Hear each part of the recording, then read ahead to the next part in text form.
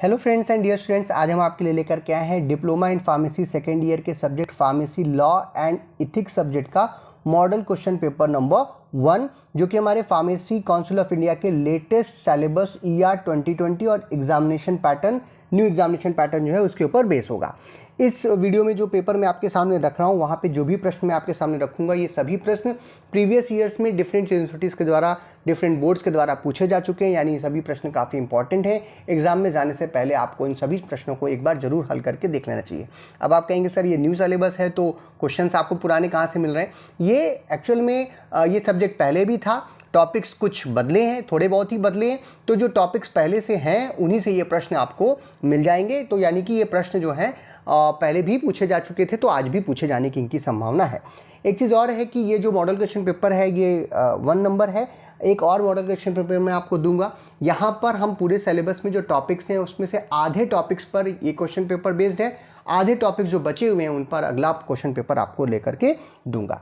इसके पहले हमने फार्माकोलॉजी, बायोकेमिस्ट्री और आपकी फार्माकोथेरापेटिक्स जैसे सब्जेक्ट्स का भी मॉडल क्वेश्चन पेपर अपलोड किया है, जिसके लिंक आपको डिस्क्रिप्शन में मिल जाएंगे, वहाँ से आप उसको देख सकते हैं। तो मैं हूँ डॉक्टर प्रजन्य शुक्ला। चलिए शुरू करते हैं। तो हम बार बार पहले बताते हैं कि हमारे इस क्वेश्चन पेपर का पैटर्न क्या होगा। तो टोटल 3 आवर्स में आपको इस पेपर को हल करना होगा। टोटल 80 मार्क्स का ये पेपर होगा। इसमें आपको 3 पार्ट देखने को मिलेंगे, A, B और C। ए में टोटल 20 क्वेश्चन मिलते हैं, जो कि MCQs, fill in the blanks, true and false, very short answer type questions आपको यहाँ पे देखने को मिलेंगे। और इन सभी प्रश्नों को आपको हल करना होगा। आप किसी प्रश्न को छोड़ नहीं सकते और सभी प्रश्न के लिए सही उत्तर के लिए आपको 1 अंक जो है वो प्राप्त होगा। पार्ट बी में total short answer type questions देखने को मिलते हैं। 11 क्वेश्चंस होते हैं, जिनमें से कोई भी 10 क्वेश्चंस जो आपको अच्छी तरीके से आ रहे हैं आप उनको सॉल्व कर सकते हैं। और प्रत्येक एक प्रश्न के सही उत्तर के लिए आपको 3 मार्क्स यहाँ पर मिलेगा। जबकि पार्ट सी जो होता है वो लॉन्ग आंसर टाइप क्वेश्चंस का होता है, जहाँ पे टोटल 7 क्वेश्चंस हमें देखने को मिलते हैं। उन 7 क्वेश्चंस में से कोई भी 6 प्रश्न जो आपको अच्छी तरीके से आ रहे हों आप उनको सॉल्व करेंगे और सही प्रश्न के उत्तर देने के लिए आपको 5 मार्क्स यहाँ पर मिलेंगे। तो चलिए शुरू करते हैं आज का हमारा क्वेश्चन पेपर। यहाँ पे जो पार्ट ए है वहाँ पे very short answer type questions, MCQ, true and false आपको देखने को मिलेगा।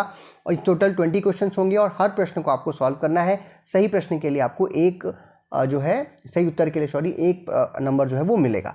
यहाँ पे जो प्रश्न मैं आपको दूंगा इनके आंसर भी आपको डिस्कस करके बताऊंगा। तो सबसे पहला प्रश्न है, full form of FSSAI is, फांसी जिसको हम लोग FSSAI बोलते हैं, उसका फुल फॉर्म क्या है? तो आपके ऑप्शन हैं food safety and standard administrator of India, food safety and standard affiliated institute, food safety and standard authority of India, या फिर food standard and safety authority of India. तो ये दोनों सही लग रहे हैं, लेकिन जो FSSAI का फुल फॉर्म होता है food safety and standard authority of India. तो ये जो है हमारा C will be the right answer. Next question is the education regulation, जिसको हम लोग ER भी बोलते हैं, इज publish by in official gazette by. देखिए जो एजुकेशन रेगुलेशन है फार्मेसी एक्ट के अंतर्गत, वो आपकी पढ़ाई, आपके सिलेबस इत्यादि को, एग्जामिनेशन पैटर्न इत्यादि के बारे में बात करता है। जैसे कि अभी हम लोगों ने कहा ER 2020, तो जो आप अभी पढ़ रहे हो डिप्लोमा इन फार्मेसी, वो एजुकेशन रेगुलेशन 2020 के हिसाब से पढ़ रहे हो for the diploma in pharmacy. तो ये कैसे लागू होता है? जब ये ऑफिशियल गजट में पब्लिश होता है। ऑफिशियल गजट में पब्लिश कौन करता है ये आपसे पूछा जा रहा है। तो आपके ऑप्शन है ministry of education, central government, drug controller, या फिर president pharmacy council of India. तो जो ऑफिशियल गजट में कभी भी कोई चीज़ जो पब्लिश हो रही है वो गवर्नमेंट ही कर सकती है, उसे मिनिस्ट्री ऑफ एजुकेशन नहीं करेगा, ड्रग कंट्रोलर नहीं करेगा, फार्मेसी काउंसिल ऑफ इंडिया का प्रेसिडेंट नहीं करेगा, बल्कि सेंट्रल गवर्नमेंट उसे पब्लिश करेगी। तो जो आंसर होगा वो होगा B। Next question is GMP regulations were introduced in the form of amended schedule M in. देखिए शेड्यूल M जो है वो पहले से drug and cosmetic act rule में था, और उसमें जो है ये बताया जाता था कि जो मैन्युफैक्चरिंग यूनिट होगी जहाँ पे दवाएं बनेंगी उसके लिए क्या क्या चीज़ों की आवश्यकता पड़ेगी। लेकिन बाद में देखा गया कि गुड मैन्युफैक्चरिंग प्रैक्टिसेस आई, जिसे हम लोग GMP बोलते हैं, और पूरी दुनिया में ये लोगों ने जो मैन्युफैक्चरिंग प्रैक्टिसेस है उसको सही तरीके से फॉलो करना सीखा।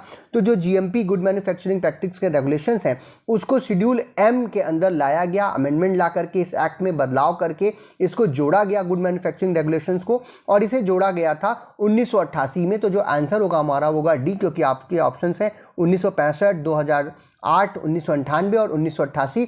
तो ये GMP रेगुलेशंस थे वो शेड्यूल M में अमेंड किए गए थे, जोड़े गए थे 1988 में, तो इसीलिए जो आंसर होगा वो होगा D. Next question is which of the following schedule belongs to the blood bank. जो हमारा ड्रग एंड कॉस्मेटिक एक्ट और उसके जो रूल्स हैं उसमें आपको ए से लेकर के वाई तक शेड्यूल्स देखने को मिलते हैं और हर शेड्यूल्स के अंदर अलग अलग चीज़ें दी गई हैं। तो जो शेड्यूल एम है वहाँ पे भी हमने देखा था कि जैसे कि गुड मैन्युफैक्चरिंग प्रैक्टिस दिया हुआ है। तो जो ब्लड बैंक है उसका रेगुलेशन, उसका स्टैंडर्ड, किस प्रकार से उसको आपको रन करना होगा, क्या क्या चीज़ों की ज़रूरत पड़ेगी, इन सभी चीज़ों के बारे में शेड्यूल एफ के अंदर लिखा हुआ है। इसीलिए यहाँ पे जो आंसर होगा वो होगा D, that is schedule F. जो फॉर्म्स वगैरह की जरूरत पड़ती है वो आपको शेड्यूल ए में देखने को मिलेगा। Next question is permission to import finished formulation of a new drug is given in the form number. जब अगर आप जो है अप्लाई करना चाहते हैं, आप बाहर से दवा मंगाना चाहते हैं, कोई नई ड्रग है, नया फॉर्मुलेशन है, तो कौन से फॉर्म्स के थ्रू आप एप्लीकेशन करोगे गवर्नमेंट के पास। तो कई सारे फॉर्म नंबर दिए हुए हैं, 41 है, 43 है, 45 एंड 44। लेकिन अगर न्यू ड्रग का फॉर्मुलेशन है और उसको आपको इंपोर्ट करना है तो आपको गवर्नमेंट को फॉर्म 44 जो है वो फिल करके देना पड़ेगा। आंसर हो जाएगा आपका B, that is form 44। Next question is total number of elected members in the PCI जो फार्मेसी काउंसिल ऑफ इंडिया होता है वो हमारा फार्मेसी एक्ट के द्वारा जो है उसका गठन किया जाता है, जैसा उसमें दिया गया है बिल्कुल उसी हिसाब से, और 5 साल के लिए उसकी कमेटीज़ का गठन होता है। अब उसमें इलेक्टेड मेंबर्स भी होते हैं, एक्स ऑफिस को भी होते हैं, गवर्नमेंट के भी लोग होते हैं, UGC के द्वारा भी नॉमिनेट लोग होते हैं। लेकिन जो इलेक्शन जीत करके आते हैं उनकी संख्या के बारे में पूछ रहा है, यहाँ पे मिट गया है। आपके ऑप्शन हैं 4, 6, 8 एंड 9। तो जो इलेक्टेड मेंबर्स होते हैं PCI के अंदर वो होते हैं 6 संख्या में, इसीलिए एज पर फार्मेसी एक्ट तो यहाँ पे आंसर हो जाएगा B, that is total number of 6 members are elected in the pharmacy council of India. अगला प्रश्न है हमारा, drug and magic remedies act aims to. Drug and magic remedies act जो है उसका उद्देश्य क्या है। आपके ऑप्शन हैं control the advertisement of drug in the certain cases, prohibit the advertisement of the certain magic remedies, control the toilet preparations, control advertisement of drug and to prohibit advertisement for the all magic remedies. Drug and magic remedies जो act था वो इस उद्देश्य के साथ लाया गया था कि भारतवर्ष में किसी भी तरीके के ड्रग का जो एडवर्टीजमेंट होने वाला है उसको कंट्रोल किया जा सके। साथ ही साथ जो मैजिक रेमेडीज़ हैं यानी ऐसे कोई एजेंट्स जो कि किसी तरीके का दावा करते हैं, जादुई तूप से किसी चीज़ को ठीक करने की बात करते हैं, जैसे कोई बीमारी जिसका इलाज नहीं है और हम कह रहे हैं कि उसका इलाज हम कर देंगे या शर्तिया इलाज कर देंगे, तो ऐसी चीज़ों के एडवर्टीजमेंट को पे रोक लगाने के लिए और बाकी सभी प्रकार के ड्रग्स के किसी भी एडवर्टीजमेंट को कंट्रोल करने के लिए ही ड्रग एंड मैजिक रेमेडीज आया था। तो यहाँ पे जो आंसर डी है it will be the right answer. Next question is आपका ये हो गया right answer D. Next caution, it is dangerous to take this prescription except under medical supervision is applicable to। कई सारी हम ड्रग्स लेकर के आते हैं मार्केट से, मेडिसिन खरीद के लाते हैं, उनके पत्ते के पीछे कई बार कुछ लिखा होता है। जैसे कि अगर ये लिखा हुआ है it is dangerous to take this prescription except under medical supervision, यानी ये जो प्रिस्क्रिप्शन आप ले रहे हैं ये हानिकारक हो सकता है अगर आप किसी डॉक्टर या किसी मेडिकल सुपरविजन के अलावा इसको ले रहे हैं। तो ऐसा किस शेड्यूल ड्रग के अंतर्गत आता है। तो जो शेड्यूल एच ड्रग होती है वो भी प्रिस्क्रिप्शन पे ही फोल्ड की जाती है। शेड्यूल एक्स जो है वो भी जो है हमारा क्या नाम है रेड लिंक वहाँ पे लगा रहता है और वो भी आपको प्रिस्क्रिप्शन पे सोल्ड करनी होती है। लेकिन जो शेड्यूल जी ड्रग्स होती हैं वो जनरली हार्मोन से बनी हुई प्रिपरेशंस होती हैं। ऐसी ड्रग्स जो कि सीरियस इंजरी कॉज कर सकती हैं, डेंजरस हो सकती हैं अगर उनको बिना ध्यानपूर्वक अगर न लिया जाए तो इसीलिए जो शेड्यूल जी ड्रग्स होती हैं उनके पत्ते के पीछे जो लेबल होता है उस पर लिखा होता है it is dangerous to take this prescription except under medical supervision. तो यहाँ जो आंसर होगा वो होगा ए, दैट इज आपका शेड्यूल जी ड्रग।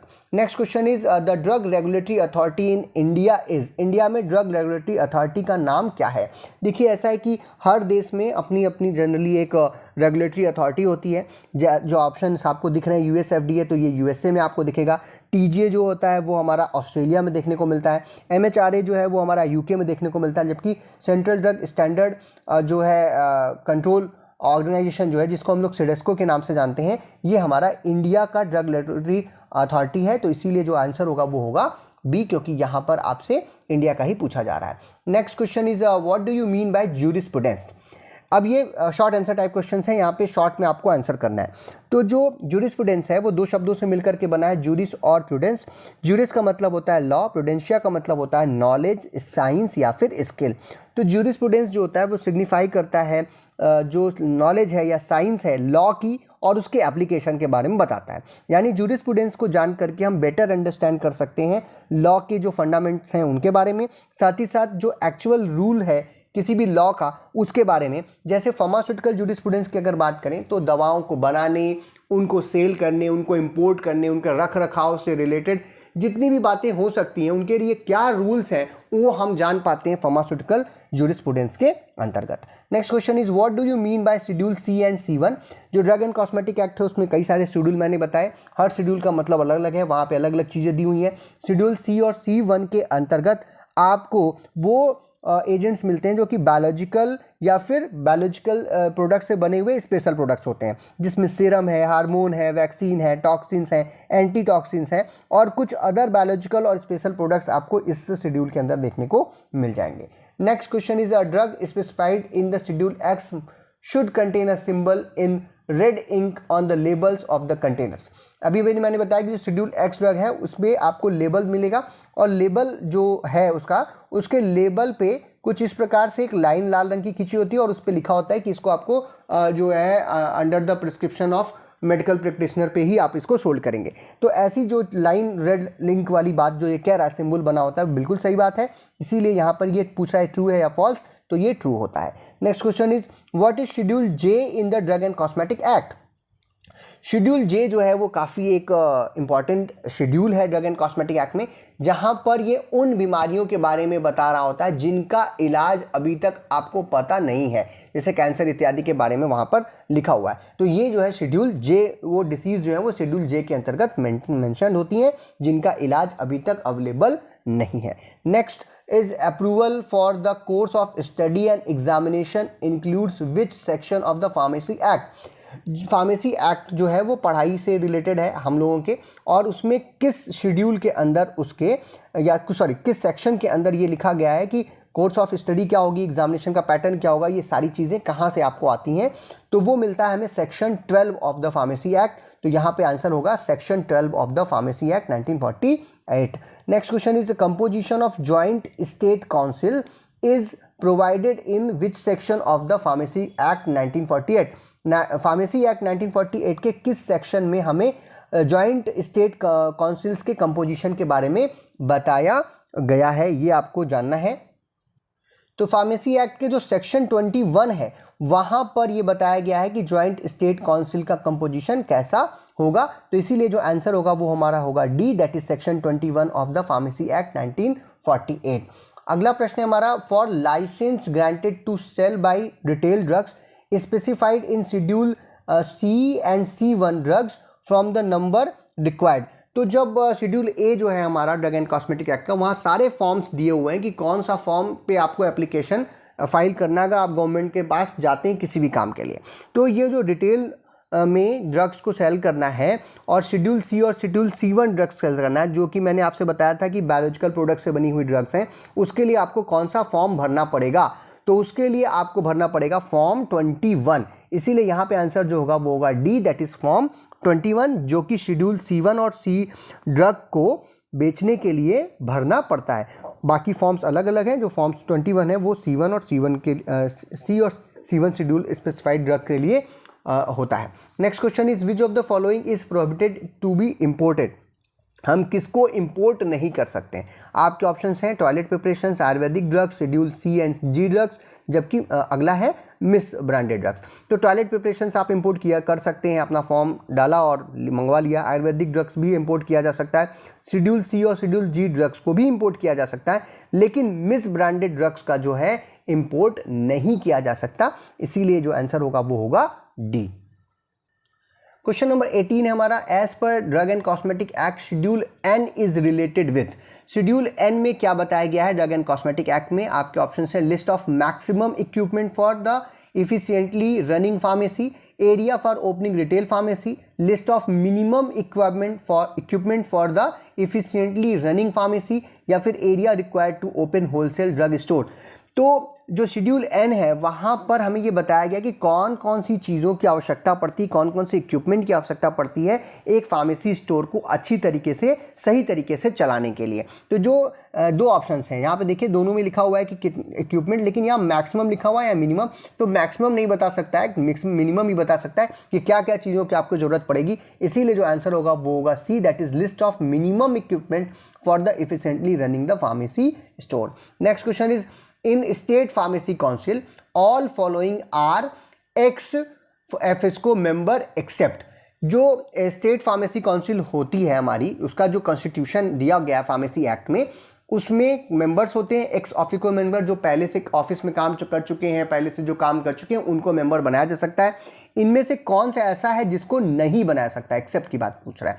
तो आपके ऑप्शन हैं chief minister of the state, chief administrator of the medical officer of the state, the officer in in charge of drug control organisation, या फिर गवर्नमेंट एनालिस्ट। तो government analyst हो, drug control organisation में काम करने वाले व्यक्ति हो, चीफ एडमिनिस्ट्रेटर हो जो कि मेडिकल ऑफिसर हो स्टेट के, वो ये सभी लोग हो सकते हैं, लेकिन chief minister of the state जो है वो मेंबर नहीं हो सकता, एक्स ऑफिस को मेंबर नहीं हो सकता। इसीलिए यहाँ पे जो आंसर होगा वो होगा A. Next question is how many rules and schedules in the drug and cosmetic act and rules.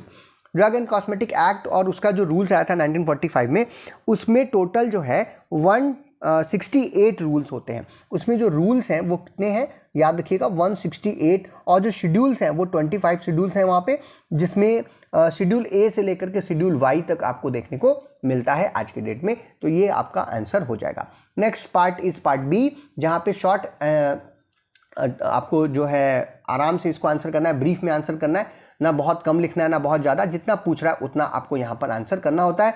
Total 11 questions देखने को मिलेंगे, जिसमें से कोई भी 10 जो आपको अच्छी तरीके से आ रहा है आप उसको यहाँ पर सॉल्व कर सकते हैं, और सभी प्रश्न के लिए सेम आपको 3 मार्क्स जो है वो मिलेंगे। तो आपके क्वेश्चंस हैं, अब यहाँ के आंसर आप अच्छी किताबों से, अपने नोट्स से, या फिर अपने टीचर्स से, अपने सीनियर से मिल करके नोट डाउन कर लेंगे।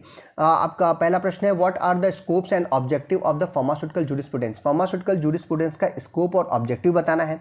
अगला प्रश्न है what are the education regulation of the pharmacy act 1948। Pharmacy act 1948 के एजुकेशन रेगुलेशन क्या है वो आपको बताने हैं।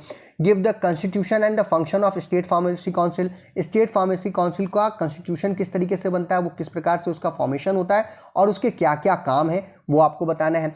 What are the qualification for the entry on the first register. First register जो है वो मेन फंक्शन है स्टेट फार्मेसी काउंसिल का, उसको जो मेंटेन करती है, और उसके लिए क्या क्वालिफिकेशन है, आप वहाँ पे एंट्री आप कर सकते हैं। तो पहली चीज़ तो ये है कि आप उस स्टेट के रहने वाले हों, वहाँ पे आपने अपनी पढ़ाई की हो, वहाँ पे आपने खास करके अगर दूसरे स्टेट से भी आ रहे हैं तो कम से कम आपके पास diploma in pharmacy, bachelor in pharmacy, M pharm या फॉर्म डी जैसे कोर्सेज आपने किए हों, तो ही आप जो है फर्स्ट क्या नाम है रजिस्टर में एंट्री कर सकते हैं। और ये कोर्स आपने ऐसे कॉलेज से किया हो जो कि state pharmacy council pharmacy council of India के द्वारा अप्रूव्ड कॉलेज हो, वहाँ से आपने पढ़ा हो, तो आप इसमें रजिस्टर हो सकते हैं। ये आज तक का मतलब यही क्वालिफिकेशन आपको फॉलो करनी है।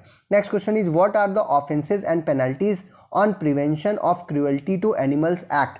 Prevention of cruelty to animal act जो है उसमें कौन कौन से आपको पेनल्टीज लगती हैं, कौन कौन से उसमें बताया गया है कि आपको ये काम नहीं करना है, उसके बारे में बताना है। Next is describe constitution and function of the drug technical advisory board.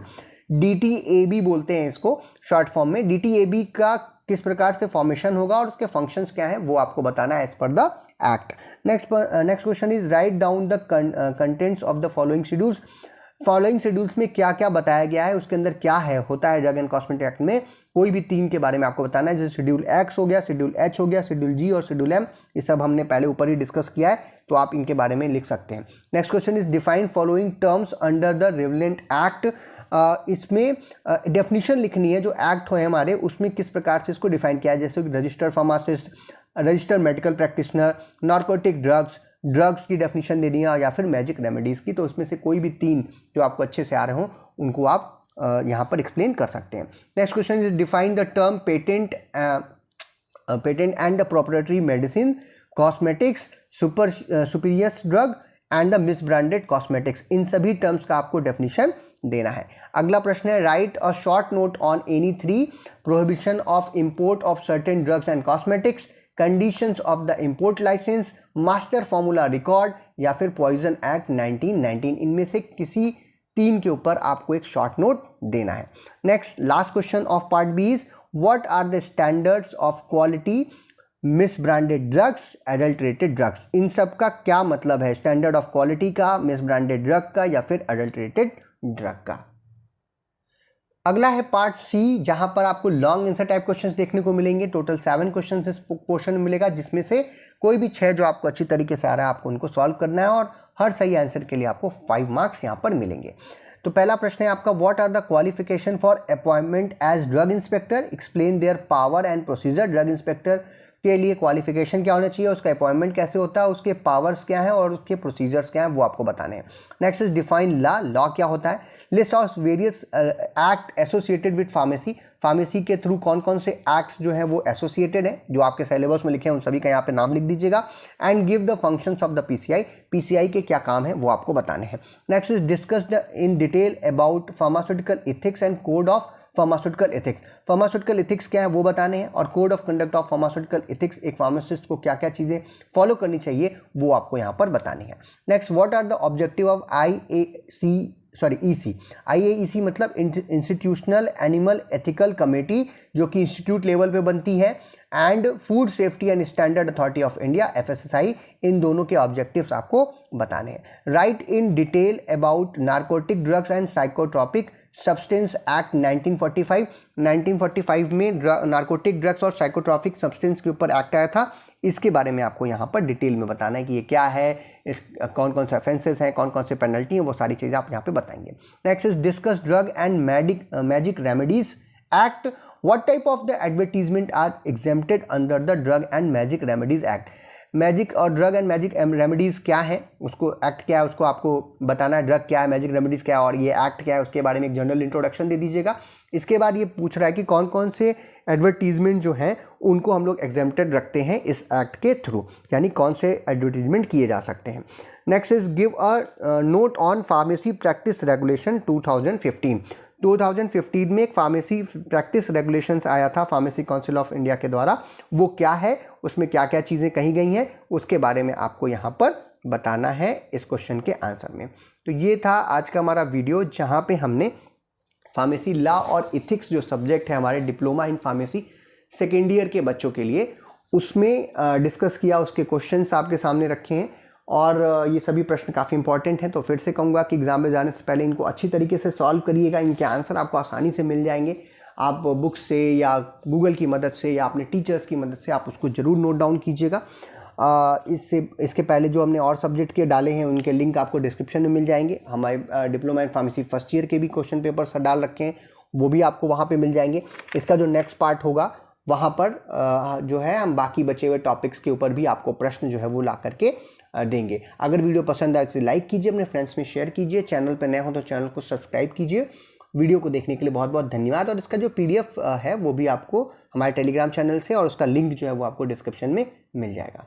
कोई भी सपना साकार करने के लिए सबसे जरूरी है सही कोच का होना। चुनिए doctor PKS and doctor MPS classes को और करें अपने B Farm D Farm का सपना साकार। Download the app now.